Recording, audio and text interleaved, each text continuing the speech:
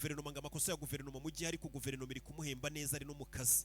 Umusaza yaje hano, yageze hano yikanzemo, yabonye isura ya wa mugabo n'akana arikanga.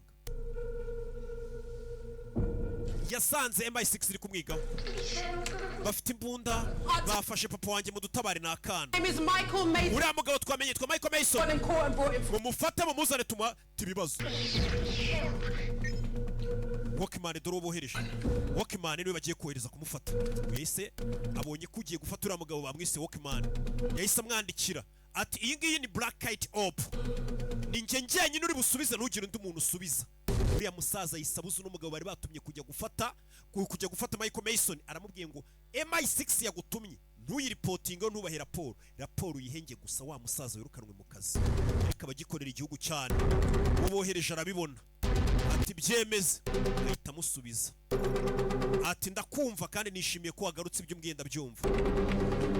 Umusaza ahita amubwira ati uriya mugabo numubona uhita umwica, batangiye kwita igipimo wapfuye, igipimo nukibona uhita ukica, ukikibona kiri target on site.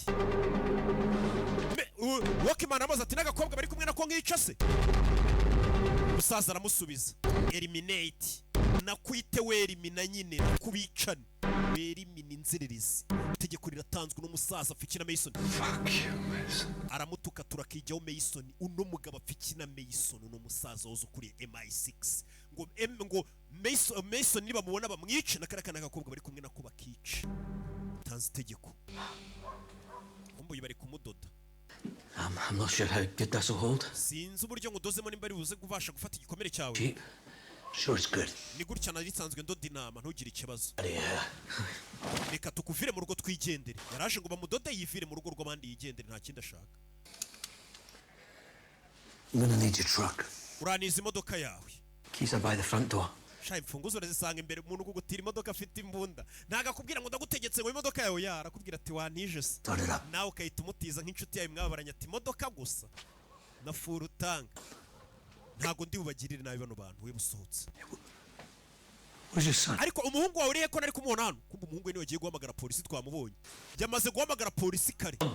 Kalum mwana vaye kaje gafite ubwoba, dore ubwoba.